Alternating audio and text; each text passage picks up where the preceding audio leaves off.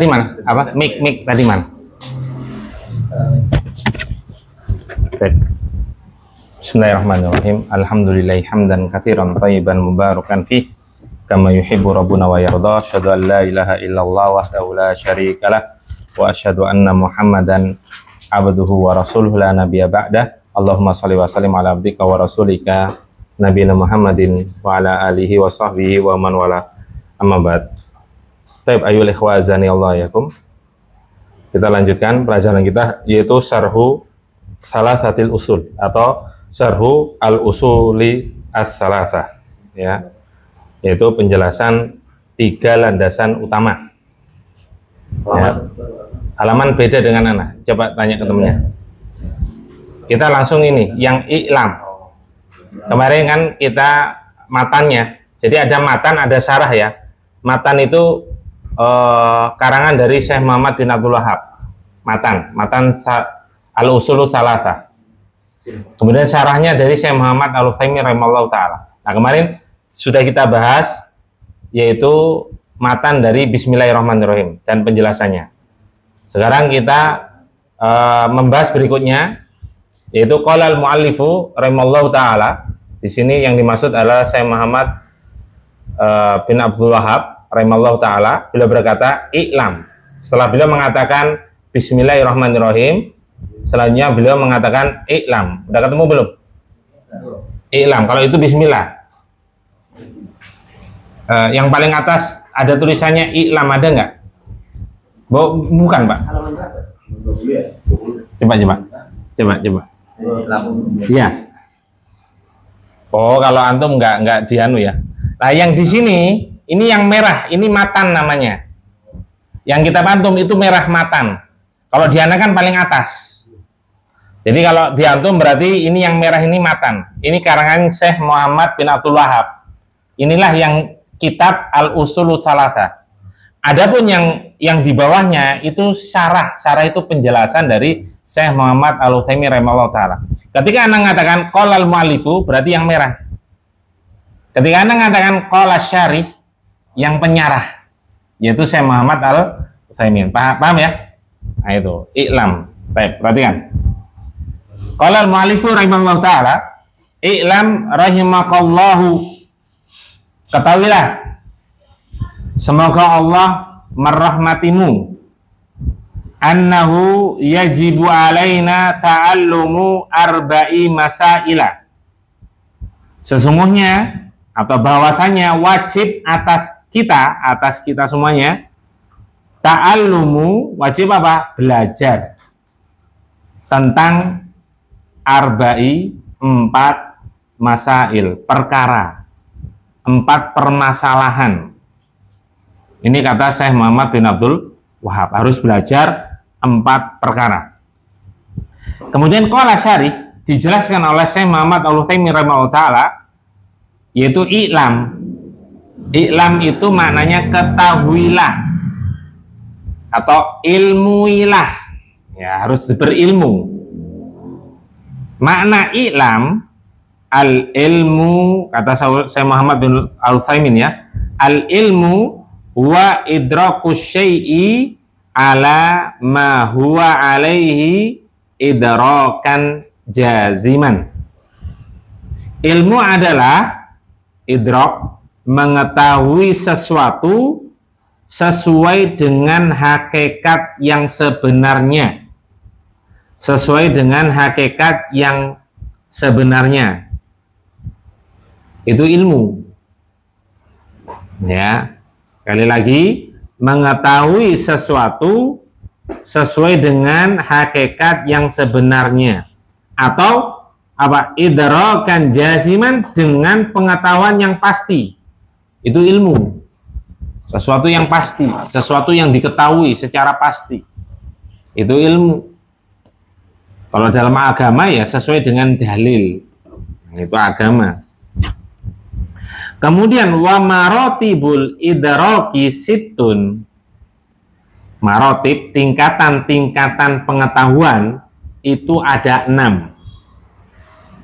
Syekh Al-Utsaimin membagi tingkatan pengetahuan itu ada 6. tingkatan pengetahuan seorang yang dimiliki oleh seseorang itu ada 6. Al-ula, yang pertama,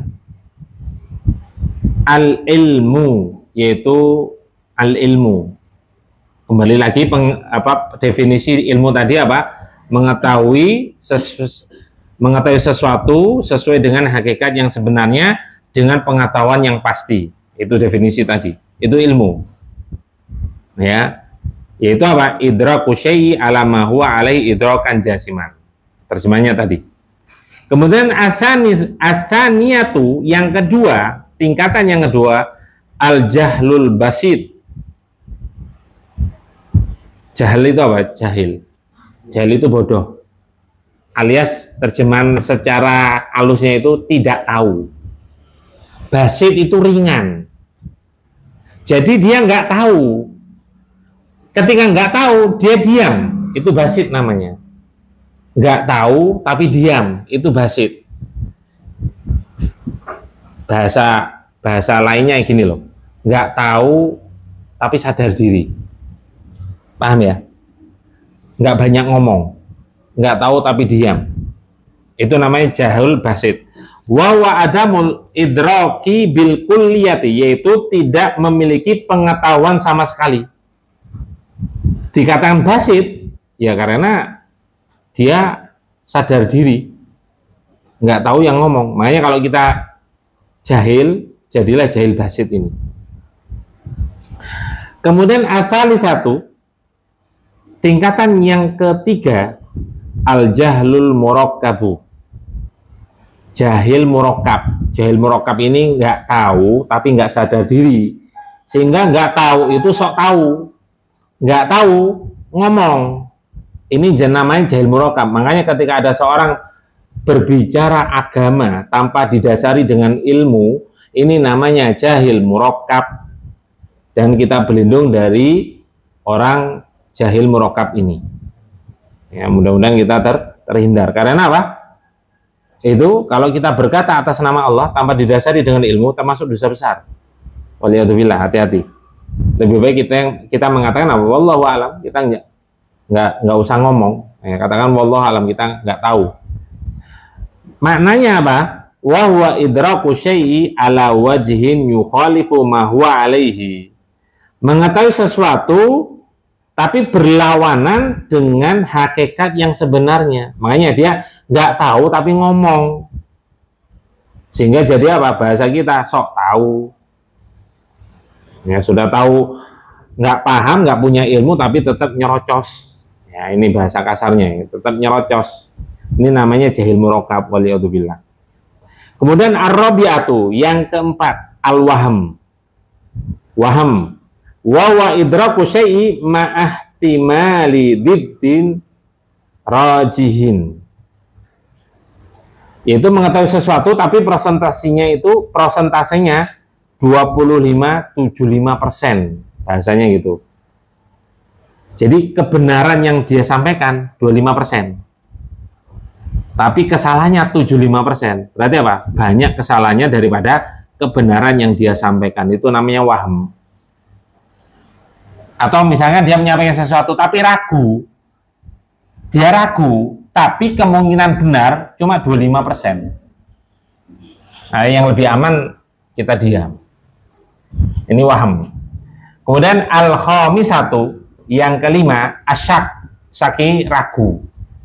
Sebenarnya waham sama syak itu sama-sama ragu. Cuma kalau syak, ragu, yaitu wahwa idraku syai'i mahtimali musawin. Dia mengetahui sesuatu antara kebenaran dan kesalahan itu 50-50. 50%. Ini dengan waham tadi mending mana? Mending waham atau mending syak? Mending syak, ragu, tapi 50-50. Kebenarannya masih 50%, masih lebih besar. Kemudian asadi satu, tingkatan yang keenam, adon, prasangka. Ngira-ngira. Wa idraku syai'i mahtimali diddin marjuh. Nah, ini kebenarannya lebih besar. Ini prasangka namanya. Ya, prasangka. Yaitu kebenarannya kurang lebih 75%. Antara 75%. kesalahannya kemungkinan bisa 25%. Bisa lebih dari itu, bisa kurang dari itu. Intinya kebenarannya lebih besar, lebih banyak daripada kesalahannya. Ya, tapi kalau don, ya kalau nggak penting, mending tidak diucapkan karena masih prasangka, perkiraan. Ya, makanya kita tidak boleh berprasangka buruk kepada Allah. Ya, prasangka buruk ini yang dilarang. Kalau prasangka baik nggak apa-apa. Kalau kita prasangka kepada orang lain, apalagi kepada Allah, itu harus yang baik-baik, nggak boleh. Kemudian wal ilmu yang qasimu ila qismain. Ilmu itu terbagi menjadi dua.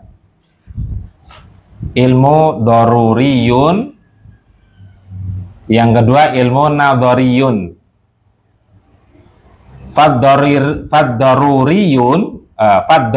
Daruriyu, adapun ilmu daruri, ilmu darurat. Ma yakunu idrakul ma'lumi fihi daruriyan bihaitsu yattarru ilaihi min ghairi nadrin. Ya, min ghairi nadharin walastidlalin, yaitu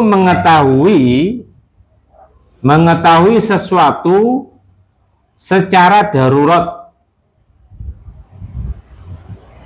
Maksudnya apa? Dia mengetahui tanpa adanya penelitian, tanpa adanya pengamatan. Jadi nggak usah diteliti, itu ilmu yang pasti udah. Semua orang pasti tahu, itu namanya ilmu daruri. Kal ilmi bi annan naro haratun mathalan. Contohnya, ilmu tentang bahwasanya api itu panas. Nah, ini anak kecil aja paham. Ini namanya ilmu daruri tanpa penelitian. Ya, air yang dimasak itu panas, itu pasti. Air dalam es itu dingin, itu ya. Batu itu keras, itu ilmu daruri namanya. Yang semua orang, hampir semua orang itu pasti tahu. Kemudian wan nadhariyu, adapun ilmu nadhari, ma yahtaju ila nadharin wastidlalin, ilmu yang butuh pada penelitian dan pengamatan. Ya, penelitian dan pembelajaran. Kal ilmi biwujubin niyati fil wudu, seperti ilmu wajibnya niat ketika wudu. Ini kan harus dipelajari. Syarat sahnya wudu diantaranya apa? Niat. Syarat sahnya sholat harus adanya niat. Ini harus dipelajari. Kalau nggak dipelajari nanti salah. Dia wudu tanpa niat, apa hukumnya? Ya nggak sah. Sholat duhur niatnya sholat asar, sah apa enggak? Nggak sah. Ini kan butuh pembelajaran, butuh pengamatan, butuh dalil. Ya. Kemudian Syekh Muhammad bin Abdul Wahab, i'lam rahimakallahu. Nah, ini mendoakan. Ya, mendoakan rahimakallah. Semoga Allah merahmatimu.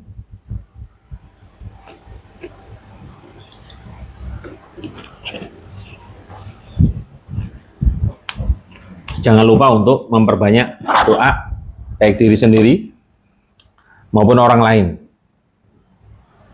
Dan ini juga menunjukkan apa? Rahimakallah itu nggak harus orang yang sudah meninggal. Seperti gini, Ana menyebutkan Syekh Muhammad bin Abdul Wahab rahimahullah, karena dia, beliau. Itu nggak harus orang mati. Misalkan mendoakan antum rahimakallah, loh, Ana kan masih hidup. Iya, nggak apa-apa. Itu mendoakan rahmat. Makanya gini ya, ini yang harus kita ketahui ya. Itu juga pelajaran tauhid. Jadi kita bisa masuk ke dalam surga. Sebabnya apa? Sebabnya apa? Sebab yang paling dominan adalah rahmat Allah. Sebab yang paling dominan. Bukan menafikan amal. Amal bisa menyebabkan masuk surga enggak? Iya. Tapi ya, kata Nabi SAW, yang paling dominan, yang paling besar sebabnya adalah rahmat Allah SWT. Tanpa rahmat Allah nggak bisa kita masuk. Kenapa? Antum beramal coba, antum hitung-hitung ya. Nggak usah surga ya. Antum untuk mendapatkan kekayaan, bisa beli jet pribadi, bisa beli rumah yang mewah, kasur empuk. Ya, kalau kita gaji UMR bisa nggak? Nggak akan bisa. Kalau kita amalannya ya itu aja, ya, untuk bisa masuk surga, nggak akan cukup untuk beli tiket masuk surga, itu nggak akan cukup. Oleh karena itu Nabi SAW menyebutkan sebab utama adalah rahmat Allah. Bahkan para sahabat bertanya, apa engkau juga demikian wahai Rasulullah? Rasulullah juga sebesar itu amalannya ya. Kita nggak ada apa-apanya dengan amalan Rasulullah. Itu pun ketika ditanya oleh sahabat, iya saya juga masuk surga sebab rahmat Allah Subhanahu Wa Taala. Makanya ketika kita minta itu perbanyak minta rahmat. Ketika kita minta ampun, jangan lupa minta rahmat. Rabbi filli warhamni. Ya Allah, ampunilah aku dan rahmatilah aku. Bahkan doa yang diajarkan oleh Nabi SAW, terutama ketika di dalam rumah atau sebelum salam, ini yang diajarkan oleh Nabi SAW. Allahumma inni dhalamtu nafsi dzulman katsiran la yaghfiru dzunuba illa anta faghfirli la yaghfiru dzunuba illa anta. Allahumma inni dhalamtu nafsi dzulman katsiran la yaghfiru dzunuba illa anta warhamni innaka antal ghafurur rahim. Jadi minta ampunan dan minta rahmat kepada Allah Subhanahu wa taala. Doa duduk di antara dua sujud, Rabbighfirli warhamni. Jangan lupa itu. Meskipun enggak dalam sholat, kita sering perbanyak Rabbighfirli warhamni, Rabbighfirli warhamni, Rabbighfirli warhamni. Doa kedua orang tua, Rabbighfirli warhamni, Rabbighfirli Rabbighfirli wali walidayya warhamhuma kama rabbayani shaghira. Doa rahmat jangan lupa. Jadi meskipun hidup nggak apa-apa, harus didoakan rahmat.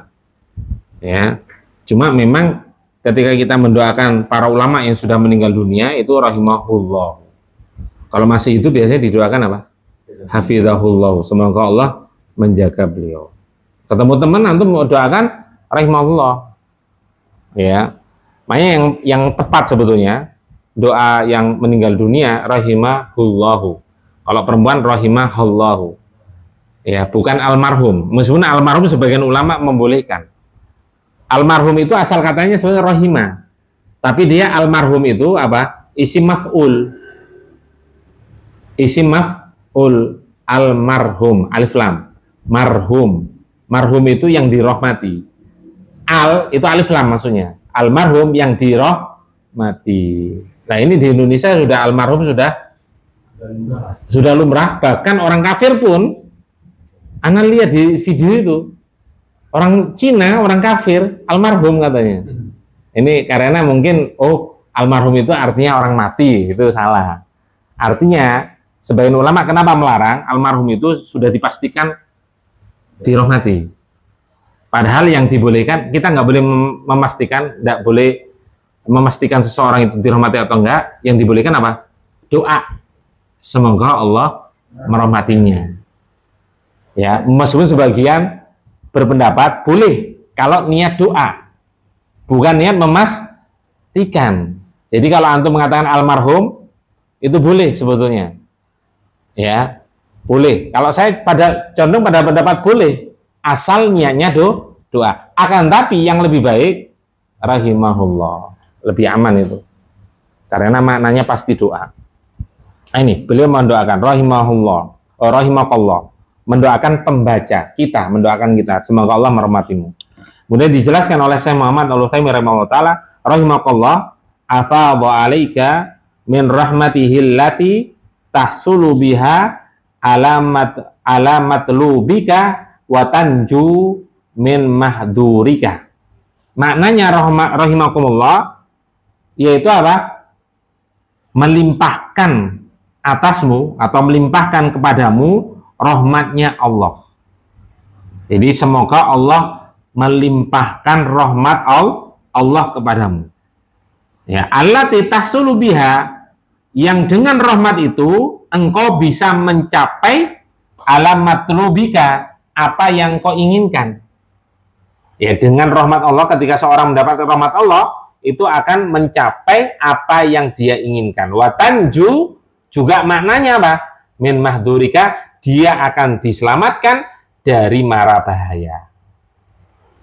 Makanya membiasakan mendoakan, terutama keluarga kita. Rahimakumullah, rahimallah. Antum menyebutkan, misalkan menyebutkan orang tua antum, ini bapak ana dulu rahimallah, jangan lupa didoakan rahimallah. Ibu ana dulu rahimahullah, didoakan ketika menyebut orang tua, terutama yang sudah meninggal dunia. Ya, atau doakan istri antum boleh rahimahillah. Kalau perempuan rahimahillah, semoga Allah merahmatimu. Itu maknanya apa? Ya, dia akan mendapatkan rahmat Allah. Dengan rahmat Allah itu akan mencapai apa yang dia inginkan dan dihindarkan dari mara bahaya. Itu maknanya. Atau fal maknanya kata beliau, ghafarallahu laka ma madha min dunubika. Ya, Allah, semoga Allah mengampunimu dari dosa-dosa yang pernah engkau lakukan. Jadi rahmat Allah itu, semoga Allah merahmatimu, itu artinya apa? Semoga Allah mengampuni dosa-dosa yang pernah engkau lakukan. Wa waffaqaka wa asomaka fima yastaqbilu minha. Dan juga artinya adalah semoga Allah memberikan taufik kepadamu dan menjagamu dari dosa-dosa yang akan datang. Maksudnya agar terhindar dari perbuatan dosa. Itu makna merahmati, dirahmati oleh Allah. Yaitu diampuni dosa-dosa yang telah lampau dan dijaga dari perbuatan dosa yang akan datang, terhindar dari dosa. Itu juga maknanya apa? Terhindar dari mara bahaya. Karena dosa itu mara bahaya. Berbahaya bagi pelakunya, baik di dunia, terlebih lagi di akhirat kelak. Karena setiap perbuatan dosa dan maksiat itu memiliki dampak negatif, dampak buruk. Hada idza ufridat ar-rahmatu. Ini apabila ya dia bersendirian. Jadi kata-kata rahmat itu bersendirian, sama dengan ini loh, mukmin muslim. Jadi makna mukmin muslim. Ketika mengatakan kamu adalah mukmin, berarti dia tingkatannya lebih tinggi dari muslim. Kamu seorang muslim, berarti berarti dia ketika kita katakan pada seseorang kamu adalah seorang mukmin, dia muslim. Ketika saya mengatakan kamu adalah muslim, berarti mukmin. Ketika bersendirian. Tapi ketika disebutkan dua kata tadi, mukmin muslim dalam satu kalimat, berarti maknanya berbeda. Maknanya akan berbeda. Begitu pula antara rahmat dan ampunan. Kalau rahmat, semoga Allah mengampunimu, dan semoga Allah merahmatimu, ini maknanya akan berbeda. Tapi kalau misalnya semoga Allah merahmatimu, itu juga tercakup mana diampuni. Ketika disebutkan mukmin muslim, satu kalimat berarti beda. Muslim, mukmin itu tingkatannya lebih tinggi daripada muslim. Orang muslim belum tentu mukmin, mukmin belum tentu muslim. Sama dengan ini, ketika menyebutkan doa dalam satu kalimat, menyebutkan ghafarakallah wa rahimakallah, semoga Allah mengampunimu dan merahmatimu, itu berarti maknanya beda. Tapi kalau menyebutkan rahimakallah, itu sudah mencakup mana dirahmati dan diampuni. Dirahmati maksudnya diampuni dosa yang pernah dilakukan, yang telah lampau. Dirahmati maknanya berarti semoga Allah menjauhkan apa? Atau menjagamu dari perbuatan dosa yang akan datang. Ya, kehidupannya dirahmati, diberkahi. Baik. Ini kalau bersendirian. Amma idza qurinat bil maghfirah, apabila dia digandengkan dengan kata maghfirah, ampunan, fal maghfiratu lima madha minad dzunub, maka misalkan gini, ghafarakallah wa rahimakallah. Berarti maknanya kalau ghafara itu diampuni terhadap dosa yang telah lampau, warahmatu wattaufiqu lil khairi wassalamatu minad dunubi fil mustakbar, dan dia akan dijaga dari dosa yang akan datang, terhindar dari dosa yang akan datang. Itu kalau doa ini digabung jadi satu. Tapi kalau bersendirian, rahimakallah, sudah mencakup, ya, mencakup diampuni dosa yang telah lampau, dijaga dari perbuatan dosa yang akan datang, sehingga dia akan terhindar. Wasani ul muallifi rahimallahu taala, perbuatan pengarang di sini, yaitu Syekh Muhammad bin Abdul Wahhab, semoga Allah merahmatinya, yadullu ala inayatihi, ini menunjukkan perhatian beliau kepada para pembaca, wa syafaqatihi, dan perhatian beliau menunjukkan apa? Kasih sayang beliau kepada kaum muslimin yang mau membaca, ya, bil mukhatabi, kepada orang yang diajak bicara, maksudnya kita yang para pembaca itu loh, ya, beliau mendoakan kita yang mau membaca kitab beliau, itu didoakan. Makanya hendaknya kita membiasakan mendoakan orang lain, ya, terutama orang-orang yang berbuat baik pada kita, minimal jazakallahu khairan, minimal doa jazakallahu khairan kalau kita dikasih kebaikan. Jangan hanya sekedar syukron itu nggak salah, udah bener itu, tapi kurang, ya, kurang, ya, kata Nabi Shallallahu Alaihi Wasallam, orang yang kasih kebaikan kemudian mengucapkan jazakallahu khairan, itu lebih dari cukup sebagai sebuah balasan perbuatan baik pada orang yang berbuat baik pada kita, ya, itu, ya, dibiasakan mendoakan, ya, terutama orang tua kita, ya, keluarga kita, kemudian jangan lupa guru-guru kita, ya, guru-guru. Saya juga mendoakan guru-guru, bahkan terkadang ketika saya mau ngajar itu mendoakan kalian, ya Allah berilah taufik agar, ya, yang belajar itu diberikan pemahaman yang baik.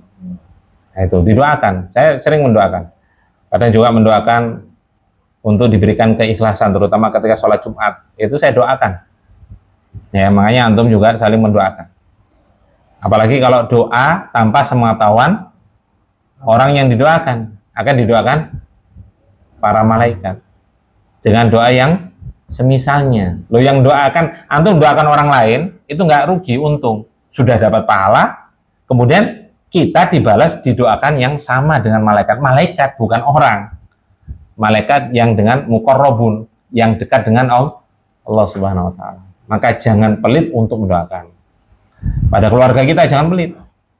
Barakallahu fiik. Nah, kita sering ke teman di WhatsApp misalkan, barakallahu fiik, tapi ke anaknya nggak pernah, ke istrinya nggak pernah. Ya, kita ngomong jazakallahu khairan, tapi ke istrinya nggak pernah. Makanya kan kadang kalau ke anak-anak kita saling ngingetin, anak sama istri saling ngingetin. Misalkan anak pulang nih bawa buah-buahan nih, istri biasanya ngingetin, ayo ngucapin apa? Abi, jazakallahu khairan. Anak minta tolong, Faik tolong buatin kopi. Setelah jadi, jazakallahu khairan. Meskipun itu istri kita yang biasanya tugasnya misalkan bantu rumah tangga, tapi tetap kita ucapkan jazakallahu khairan. Nah, itu yang sering lalai. Ya, kalau kita tidak tanamkan seperti itu, nanti tidak akan turun keberkahan dalam rumah tangga kita. Yang terjadi apa? Oh, rumah tangga saya adem ayem, Ustaz. Iya, adem ayem. Tapi ingat, sifat wanita itu terkadang kuat untuk menyembunyikan isi hati. Maksudnya ada kan tipe-tipe sifat wanita itu yang menyembunyikan isi hati. Dia sering merasa terdolimi sama suaminya, tapi dipendam terus. Dibuka baru ketika, oh ya, kalau itu udah kebablasan itu. Jadi ketika di hari kiamat nanti, dia akan nuntut. Jadi jangan dikira tidak nuntut, lo nuntut. Makanya Allah gambarkan sebagian orang-orang, yauma yafirul mar'u min akhi, seorang lari dari saudaranya. Karena apa? Akan saling nuntut. Antum ada masalah dengan saudara antum atau teman antum, ya, ketika adem ayem, itu belum tentu loh ya. Adem ayem kadang ada seorang laki-laki maupun perempuan ada itu, kita pernah berbuat zalim kepada dia, tapi dia tetap menyembunyikan. Ketika ketemu ya tetap biasa aja. Kayak kita punya utang nih, ketemu, dia tidak nagih kan belum tentu dia ridho kan gitu ya. Nah itu sama dengan kezaliman yang lain. Nah itu makanya ingat-ingat kalau kita berbuat salah atau kalau kita ngomong, saya pernah berbuat salah apa? Saya mau tunaikan. Atau saya kalau pernah mukul, kalau kamu ingin balas sekarang aja. Jangan balas nanti di akhirat. Sekarang aja lebih baik. Karena kalau sekarang dipukul ya udah kita sakit. Di akhirat rugi kita. Bisa jadi boncos. Makanya itu dikatakan oleh Rasulullah sebagai muflis, orang yang bangkrut. Tahu bangkrut ya? Bangkrut itu bukan 0-0 ya, kembali ke 0 bukan. Bangkrut itu bukan kembali ke 0. Kalau kembali ke 0 masih mending. Lah ini banyak yang nuntut pahala kita, tidak ada duit, bayar dengan pahala. Sudah habis pahala kita, ternyata masih ada yang antri untuk nuntut. Sehingga lah, dosanya dia dilempar ke kita. Itu namanya boncos, bukan 0. Nah, minus. Itu bangkrut. Ya, itu ketemu saudaranya. Wa ummi wa abi, ketemu bapak ibunya lari. Wa sahibati wa bani, ketemu istri dan anaknya lari. Jangan dikira nggak nuntut, diem-dieman baik itu belum tentu nggak nuntut, bisa jadi nuntut. Makanya mending kita ngomong baik-baik sama keluarga kita di dunia ini, ya. Makanya itu banyak semua yang bahas itu ya. Kan kalau anak bangkang kita itu namanya durhaka kan ya. Sebetulnya bapak terhadap anak juga bisa dikatakan bangkang. Sebenarnya bahasa Arabnya aso. Aso yaksi, ini bagi yang sudah belajar bahasa Arab, itu artinya durhaka. Sehingga yang bermaksiat atau yang durhaka itu bukan dari satu sisi saja, anak terhadap orang tua enggak, tapi bapak atau istri atau ibu terhadap anaknya. Dari dua sisi pembangkangan itu.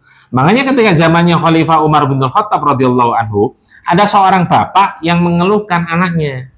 Ya Amirul Mukminin, anak saya itu durhaka terhadap saya. Loh kok bisa? Iya durhaka, nggak nurut. Udah panggil anakmu. Makanya kalau mau bertanya ketika sengketa itu harus dua-duanya harus hadir.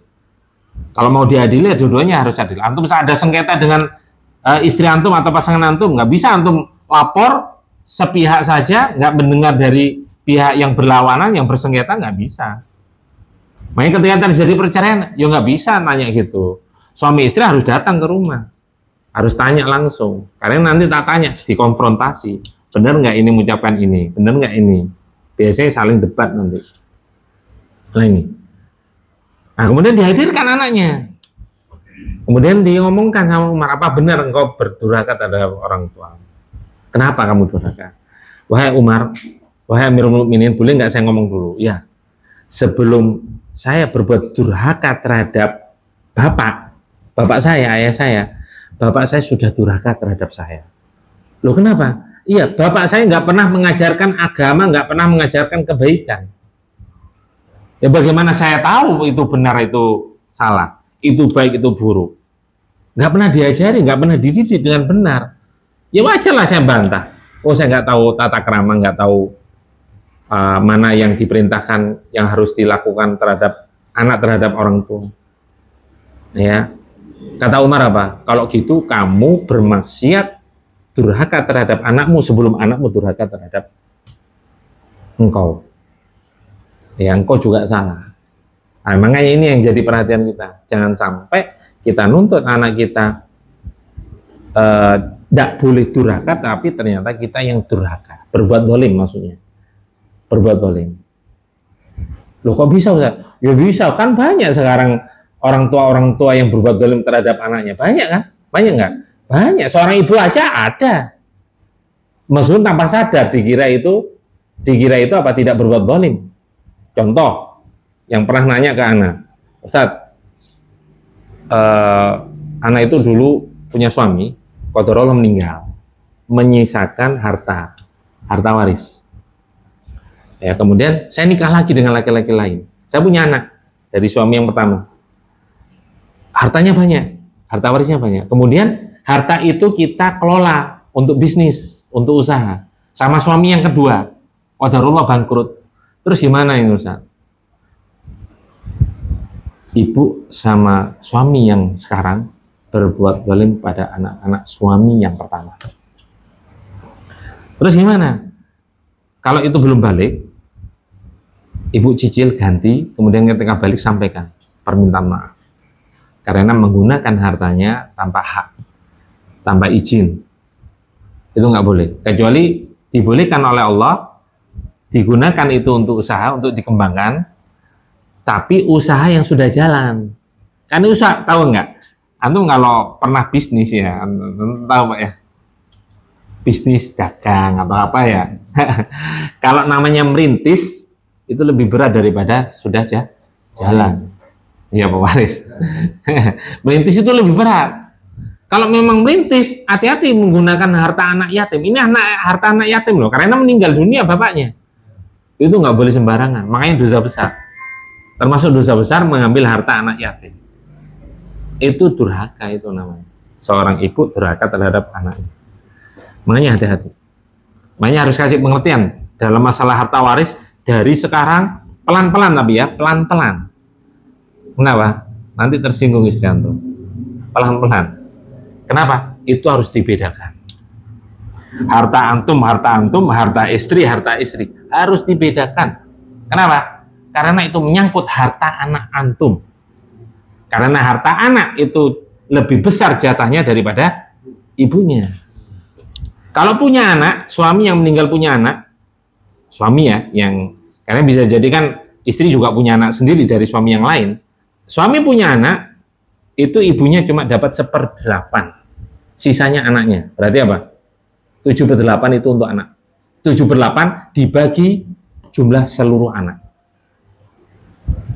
Tapi dibagi ya. Kalau anaknya satu ya satu, total udah total. Lah ini yang paling misalkan anak yang penentu sebetulnya anak laki-laki. Kalau ada anak laki-laki satu udah aman udah. Paman nggak dapat, saudara nggak mungkin dapat, terhalang namanya. Saudara nggak akan dapat, keponakan nggak akan dapat, paman apalagi, sepupu apalagi, karena terhalang. Cucu juga nggak akan dapat, karena terhalang ada anak lagi. Dapat, bapak ibu itu pasti dapat. Yang hubungannya paten, yaitu yang pasti dapat anak itu pasti dapat, istri pasti dapat, orang tua itu pasti dapat. Ya, yang lainnya itu ada penghalang. Kalau ada anak laki-laki, yang lainnya nggak akan dapat. Cucu aja nggak akan dapat. Kalau antum punya anak perempuan satu, cucu bisa dapat, kakak bisa dapat. Apa? Punya anak perempuan, punya juga anak laki-laki. Iya, apanya laki-laki, penentunya laki-laki. Satu misalkan laki-laki, udah yang lainnya nggak akan dapat. Terhalang soalnya, ya terhalang. Nah itu yang paling banyak itu anak. Itu kapan Bang? Waris? Iya. Kapan Bang? Oh sudah di di Perumnas sudah sampai selesai, di Galomas sudah sampai selesai. Oh belum. Kalau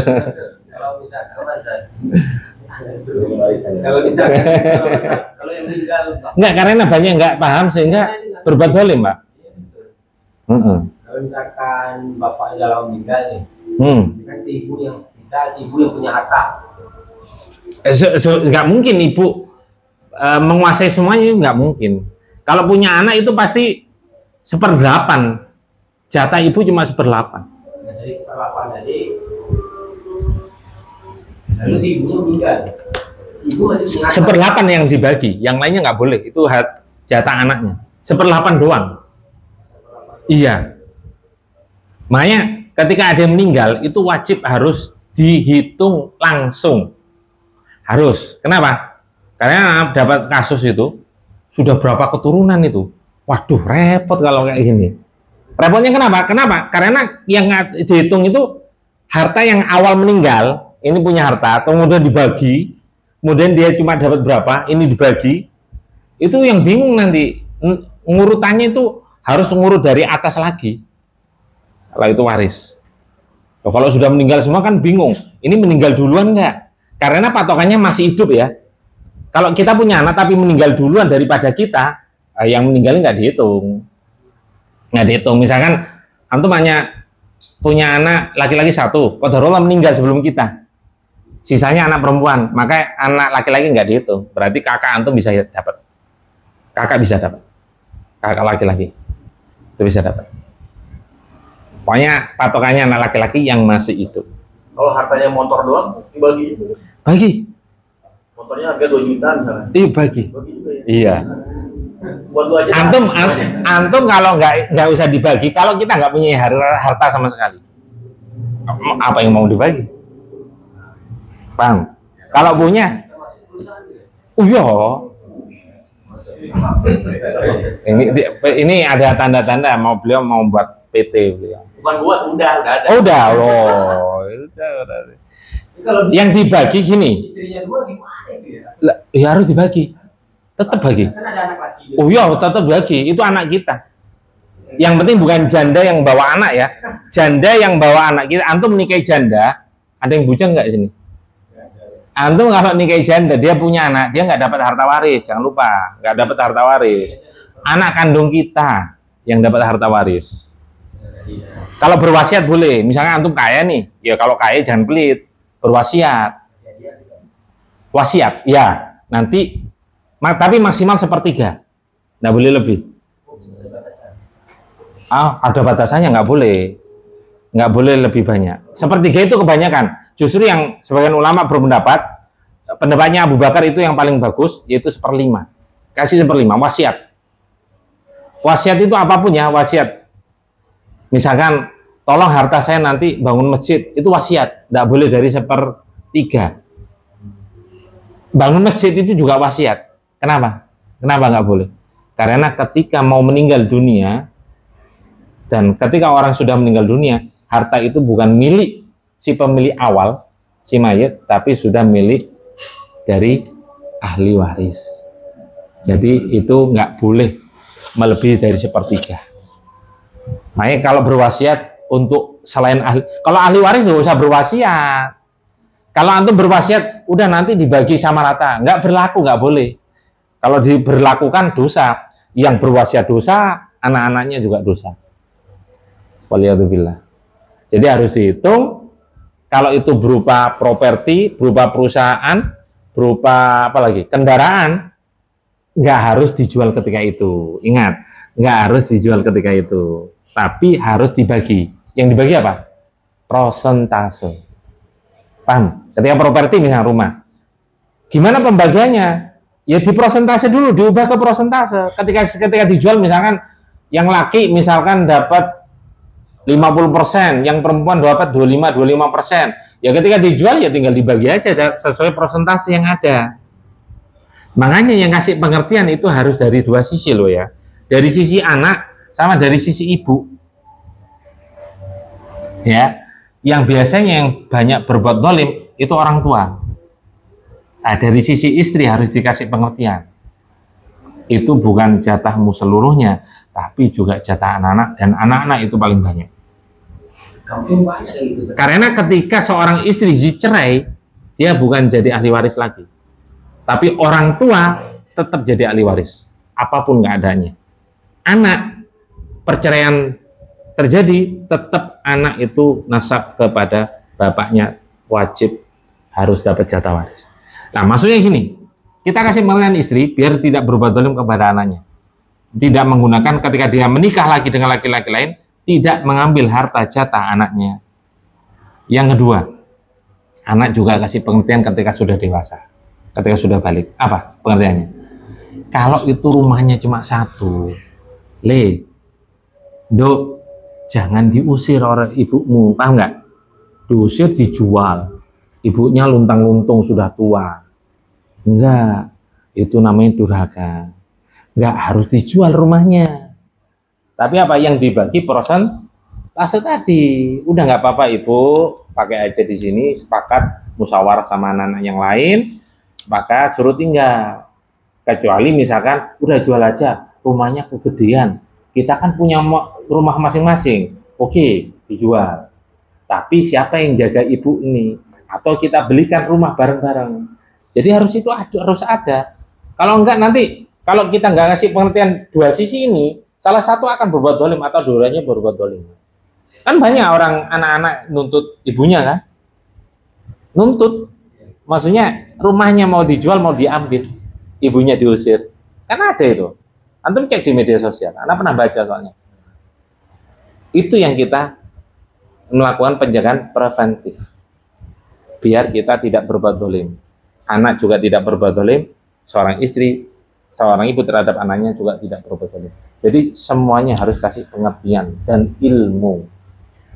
Nah itu. Sehingga masing-masing takut kepada Allah Subhanahu wa taala. Sehingga apa? Ketika di padang mahsyar, yauma yafirul mar'u min akhi, itu bukan semuanya terjadi seperti itu. Orang-orang yang bertakwa kepada Allah nggak akan terjadi. Ketemu ya orang tuanya ya, dia pernah berbakti pada orang lain nggak akan lari. Lari itu karena apa? Dia ingat pernah berbuat dolim. Antum ketemu istri antum lari karena pernah berbuat dolim pada istri. Paham? Tapi yang dia bertakwa kepada Allah, takut kepada Allah, ya nggak akan lari di padang mahsyar. Ya, cuma memang nafsi udah. Ya, nafsi ketika itu butuh pahala ketika itu. Ya, cuma kata para ulama itu berlaku bagi orang-orang yang fajir atau orang-orang yang berbuat zalim. Lari, masing-masing lari. Itu yang tidak ingin kita inginkan. Ya, makanya anak dapati bahkan curhatan, bukan curhat sebenarnya. Seorang istri banyak bertanya pada anak, suami saya itu begini dan begitu. Padahal rumah tangganya ya kelihatan adem ayem sebetulnya. Itu berarti kan dia sakit hati terhadap suaminya, cuma nggak diomongkan. Itu hati-hati, karena istri kita atau seorang wanita itu lebih mudah menyimpan, lebih kuat menyimpan sakit hatinya daripada laki-laki.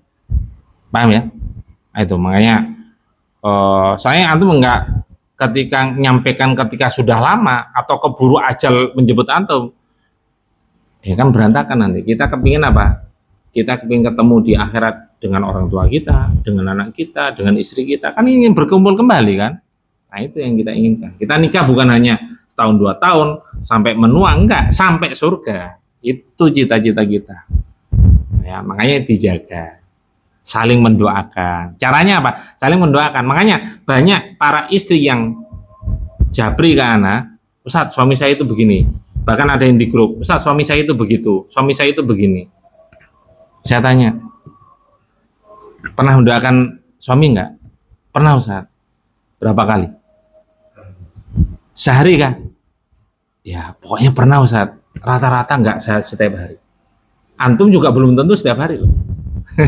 Antum belum tentu setiap hari. Saya katakan setiap hari. Orang tua juga setiap hari, anak juga setiap hari. Bukan ketika seorang istri, saya doakan suami itu ketika ya saya ketika awal bulan Ustaz ngasih duit. Nah, ada uang abang disayang, tidak ada uang abang ditendang. Nah ini yang kebanyakan saya dapati, kita menginginkan pasangan kita baik, tapi nggak pernah mendoakan kebaikan, nggak pernah mendoakan ampunan, iya nggak? Kita hanya menginginkan kamu harus berbuat baik pada saya, tapi nggak pernah mendoakan. Ini yang keliru, ini yang salah. Sama, suami istri sama, doai. Tapi yang saya dapati, istri yang ngeluh rata-rata memang nggak pernah atau jarang mendoakan suaminya. Itu yang anak tanya pada mereka. Makanya ketika anak diminta kasih solusi pertama apa? Mohon ampun dan bertobat kepada Allah untuk dirinya sendiri.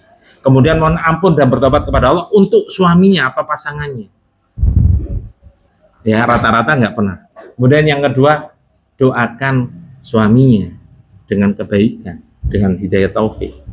Kalau antum doakan istri antum kepingin istri antum baik, doakan kebaikan, doakan rahmat, doakan hidayah taufik. Paham ya? Wallahu a'lam bishawab. Mungkin ini yang dapat kami sampaikan, mudah-mudahan bermanfaat. Wassallallahu ala nabiyina Muhammadin wa ala alihi wasahbihi wasallam tasliman katsira wa akhiru da'wana alhamdulillahirabbil alamin subhanakallahumma wa bihamdika asyhadu an la ilaha illa anta astaghfiruka wa atubu ilaik. Tolong minta tolong dimatikan.